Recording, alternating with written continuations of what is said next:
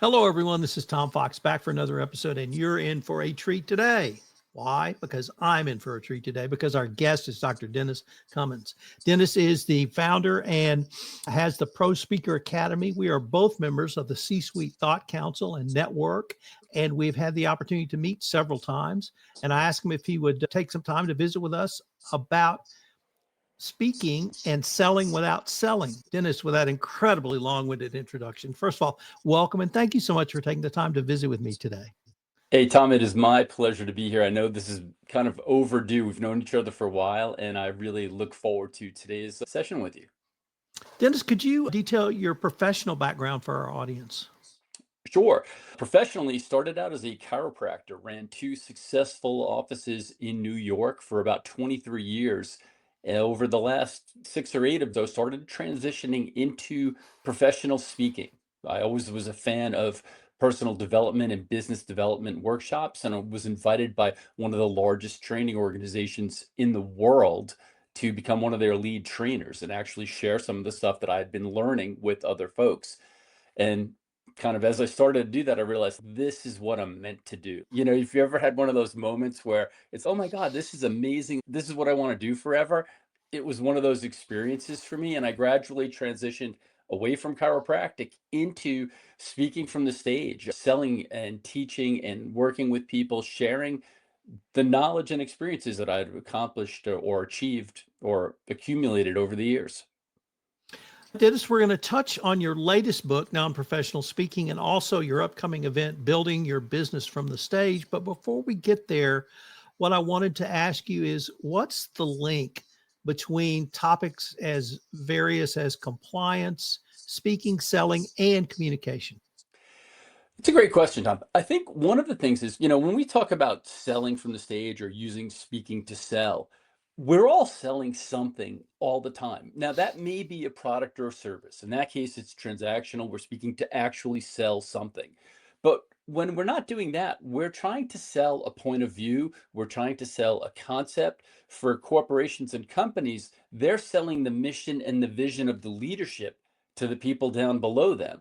So for them, it's really important that they get, how do I convince the people that are listening to me to not only understand, but kind of hop on board the train in the direction that we're traveling so that everybody's got the same idea, we've got the same concept, and we have the same end goal for the company and the corporation.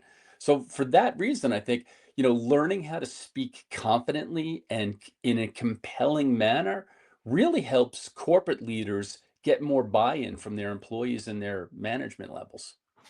And that's exactly why I wanted you to come on the pod, Dennis. It may not have initially seemed self-evident, but a large part of my audience is corporate compliance officers, and I continually communicate to them who are your customers, it's your employees. How do you communicate to those employees? How do you sell to those employees? How do you engage with them in a way that will help not only bring you together, but sell the concept of compliance as well? And so that really leads me to want to ask, do you find that corporate leaders understand the communication aspect, not outside to other stakeholders or shareholders, but internally to those they need to sell to, i.e. employees?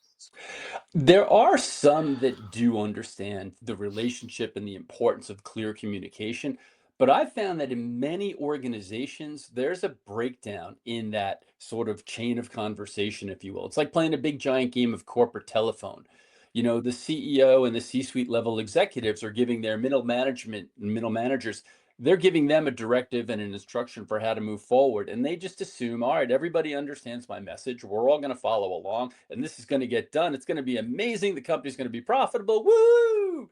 But then what happens is that message gets diluted, it gets distorted. And by the time it gets to the people that actually have to implement that strategy, it's completely different than what they intended originally. And I think that's where that importance for clear, accurate, and consistent communication is so critical for compliance, for performance, for profitability, for just about any organization. Dennis, do those same concepts or requirements even apply to middle managers who have to communicate that message down? Oh, absolutely. Because really, I mean, if At the end of the day, they're not the worker bees, right? The people that are actually implementing the strategies. I think for almost any business or organization, those are the people, the lowest level employees in the company. They need to understand that what they're doing is important, that what they're doing is part of a greater picture for the success of the company, and not only that, but their own success as well. And I find that in many instances, there is a failure to communicate the importance of what they do and how they act and how they implement the instructions that they're receiving on a global scale. It just doesn't happen very often. And I think if corporations and companies and executives were able to sort of understand that chain of communication and make it more effective, I think they'd find that a lot of their problems go away, a lot of the problems that they have with turnover, with lack of morale, with corruption of the culture within the company, all those problems tend to solve themselves if there is clear and compelling communication that's evenly distributed throughout the organization. Dennis, what is invitational selling and what is your invitational selling framework? Invitational selling is a concept that I designed. It basically came from a strategy. I don't know about you, Tom, but I hate when you walk into a store and then immediately there's like a salesman on top of you and they're pushing and all they want to do is get the sale. It's a push, push. It's this transactional thing. I think that each and every one of us has a gift to share, right? Those of you that are listening right now, you have a gift, you have a talent, you have an experience, you have a product or a service to share. And when we don't get really great at sharing that gift, then people suffer because of that. And I don't think that's okay. Rather than selling, rather than telling people, oh, you need to do this and you need to have my product and you need these services and you need my speaker coaching, rather than do that, how about as a group, as a country, as a group of corporate executives, we just get really good at explaining what we do. We get really good at explaining the value of what we do. We get really good at explaining how what we do will make your life better, the listener life better, the employee's life better. And then we invite them to join the team and become part of it. In my experience, when people understand why what they're doing is important, they are far more likely to jump on board. They're far more likely to follow the directives and the guidance of superiors. Now, when it comes to selling, if you explain to me why something that you've got, Tom, is good for me, good for Dennis, and how it's going to make my life better, it's going to give me more money, make me handsome, it's going to regrow some hair on my head, whatever that is. If you explain it that I understand why this is a good thing for me to do, I am much more likely to want to say, great, Tom, how do I work with you? And that's the concept of invitational selling. It's not about pushing sales down people's throats. It's about explaining your value in a really clear, understandable, and emotional way so that the people that are listening can say, that makes sense. I want some of that. How do I work with you? The what's the role of storytelling in this process? I think storytelling is one of the most underutilized and underappreciated ways to communicate value. From childhood on, we are learned and we are taught through storytelling. You know, the earliest memories you probably have is once upon a time. Stories are how people learn. A story is a way for you to relate your emotional connection to a situation. It's a story is a way for you to relate something that happened with past clients or past companies that you're trying to share a lesson. And rather than a lecture, which will put people to sleep and bore them to death, when you are become a great storyteller, stories are engaging, they're enrolling, they take the listener on a journey so that they understand and they feel the concept of what you're trying to teach them. And then it becomes more real for them. It becomes more tangible for them. And it makes it more easy to get a point across. If you have great stories, if you have a great story that you can attach a lesson to, it really, God bless you, by the way, it really does a lot for getting that messaging across. Let's change the focus a little bit to the danger of what you call unscripted moments. And what's an unscripted moment, and why can that, or have you seen that be such a danger? Let's just the thing that popped into my mind as soon as you said that was just thinking about what's happening in the news lately. You know, Pam Bondi, the Attorney General, had an unscripted moment where she mentioned something about files and client lists being on her desk. Now, I don't want to get into the politics of any of this, but it that was an unscripted moment. It was not planned. It was just something that she said out loud, and it may have been miscommunicated. It may not have been accurate, but it has created a political explosion across the United States of America right now. That's just one example of when you don't plan what you're going to say and things come out, they can have some serious repercussions for company executives when they do this. Now, maybe they're just using hyperbole and they're not accurate, or they just say something that isn't accurate. Now, it may be not through negligence on their part, it may just have been a misunderstanding that they had because they didn't do their research in advance. They didn't plan on what was going to come out. So they said something. Now that gives a mixed message to the rest of the organization, and that definitely creates a compliance problem later on because people think now that what he said is what it is, but it was a mistake. It was something unplanned, it was off the cuff, and it was incorrect. And because of that, the sequela to that are pretty substantial. If I would assume most people on the stage, wherever that stage might be, will have scripted what they're going to say. But what do you do, or how do you suggest, or how does the framework help if you're not on that stage and you're not have a scripted idea in front of you where you really do answer off the cuff when perhaps you shouldn't? There's a couple things in mind. When I teach professional speakers or when I teach business owners, you mentioned my book title, Non-Professionally Speaking. It's because I used to teach business owners how to use speaking as a tool. And they're like, I don't want to be a speaker. I was like, great. I don't want you to be a speaker either. So I retitled the book Non-Professionally Speaking. It's about how to use it. But I always tell them, one of the things that's in the book is I say, when you're getting ready to speak, have notes about what you're going to do. And then this part two to that is don't use your notes or don't read your notes. And what I mean by that is this: one of the great ways to, even if it's off the cuff, is to start with the end in mind. What is it? What is the message that you want to convey? And there's very often when it's not scripted. Tom, I know that you speak a lot and you speak on stages as well, and so do I. I have some stories that I tell on stage. I do not carry notes on stage. I do not do that. But what I do have is an idea. And that idea is what is at the end of this session, at the end of this keynote, at the end of working with this client, what do I want to happen? And then how do I communicate clearly so that we move in that direction?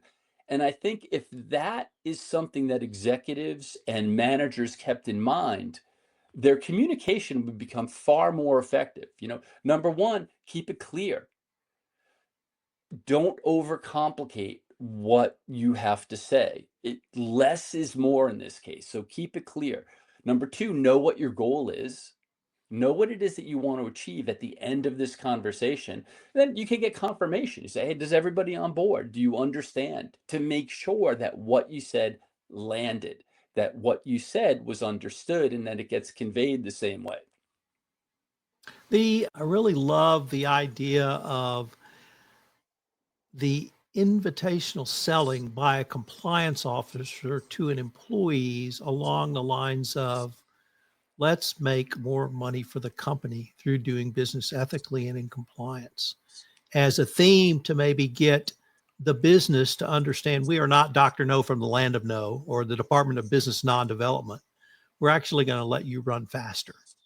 We have great brakes and we have great guardrails. And if you get close, I'll let you know. But otherwise, you get to drive as fast as that F1 can take you.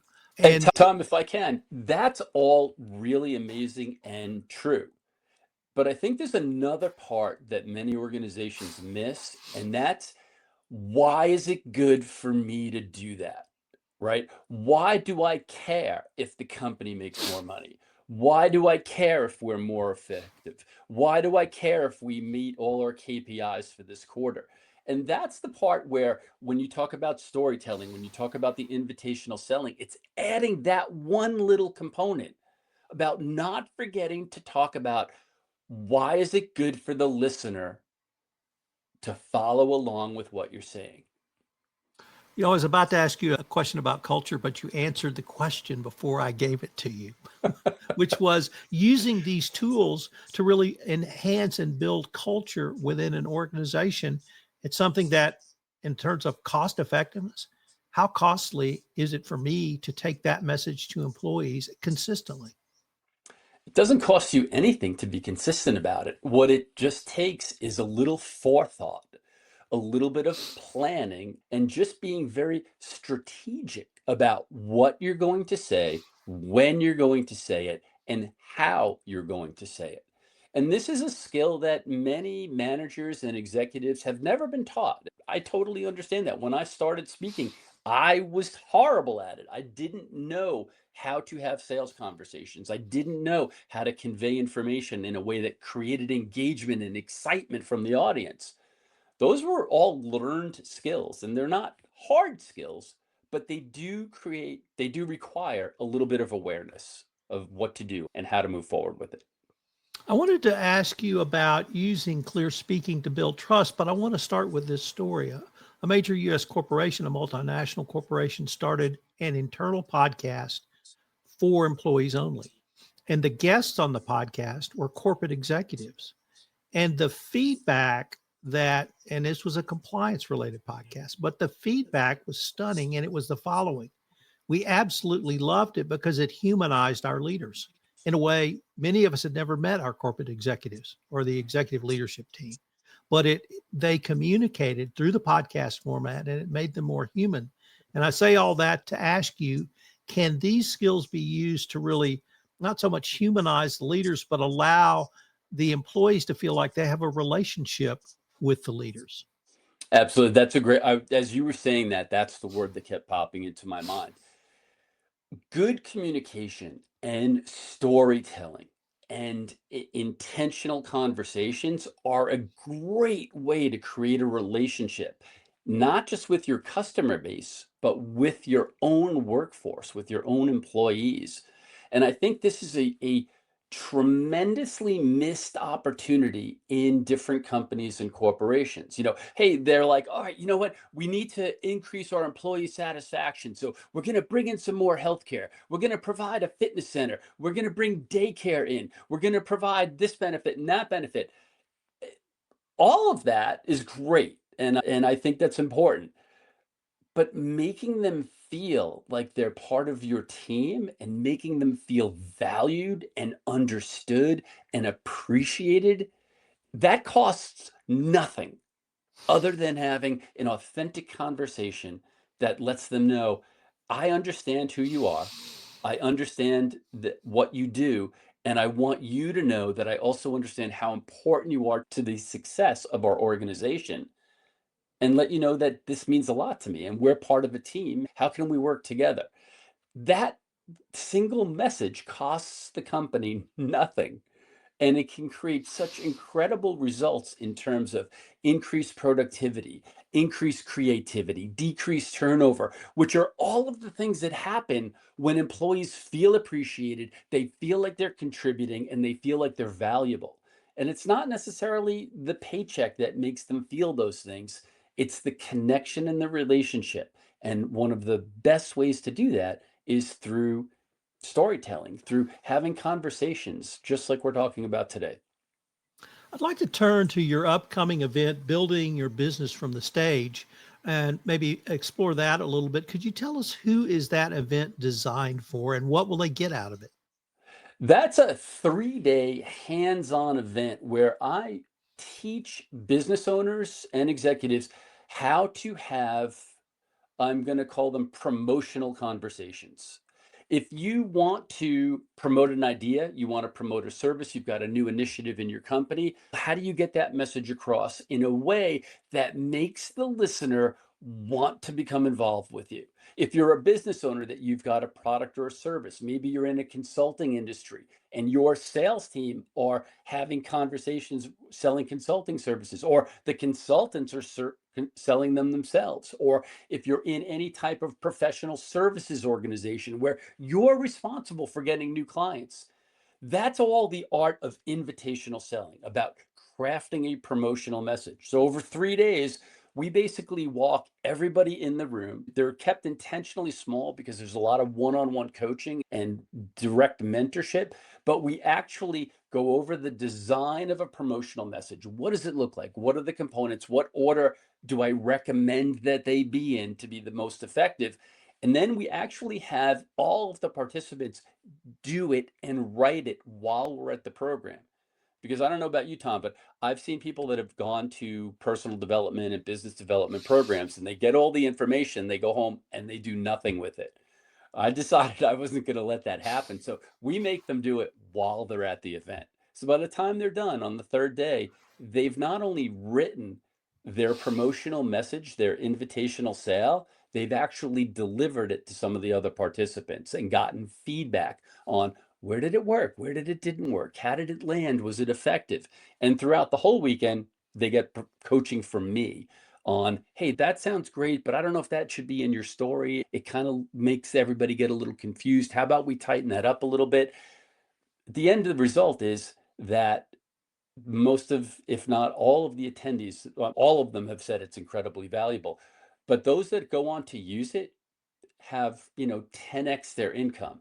They've, do 30 minutes of talking and generate additional revenue. They're generating more compliance. They're having more people follow them or become part of their communities. It is a really amazing program. Dennis, I want to turn for a few moments to your book, Non-Professional Speak, because I'm an author, so I can't resist the opportunity to talk to another author about their writing style and how you come up with the idea, how you develop it. Do you write in the morning? Do you write in the evening? Do you write when the muse strikes you? Tell me about how you sat down and wrote this book, or did you just see it in your head and put it on paper? It's interesting because I am not a tremendous writer. And again, probably, this is probably one of the reasons why I love speaking so much, Tom. So what I did was I would speak what I was going to say, what I wanted to go in the chapters. And they're all pieces of things that I've taught or done in the past. What I learned in the process of writing several of the books that I've written right now is that I think about 1,500 words at a time, roughly. So I Perfect. come up with these chunks of information and they flow out. So sometimes I record them just like this, we're doing online, or I might start my own Zoom chat and just record it just to myself. And then I'll transcribe what I wrote. Sometimes it's an excerpt from a live event that I did because I might say something that I've never said before because a thought popped into my head. And sometimes I just wake up in the morning and I'm like inspired. Oh my God, I got it. But I kind of tend to have these little, not even a full chapter of information at a time. They're usually just sections of a chapter. But then starting with the end in mind, for non-professionally speaking, the goal was to teach business owners what do they need to know to get started using speaking as a tool to promote themselves, to promote their product, their service, and their business and elevate their brand? So, what do they need to know? So, some of it was how do you start a talk? How do you use your notes? If you're going to do a room or have a Zoom, what's involved with that? And I knew all the components because I've been doing this for a couple decades now. And then I just kind of one at a time, not just check them off the list and recorded them, or sometimes I wrote them, but usually I record and transcribe them.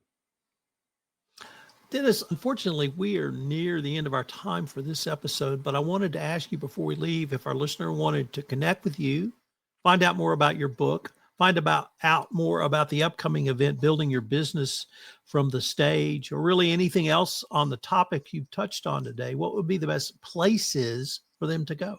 Just the website would be one. It's denniscummins.com, and you could message me directly there. But if you're listening right now and what I've said is interesting to you, you think maybe I can help your company, just go to www.speakwithdennis.com. And there's two N's in Dennis. speakwithdennis.com, and we'll set up a quick meeting and we'll have a little chat on Zoom, and I'll get to know you and what you need and see if there's any way that I can help.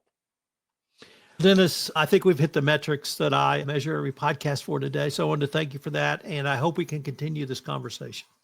Looking forward to it, Tom. Thank you again so much for having me on.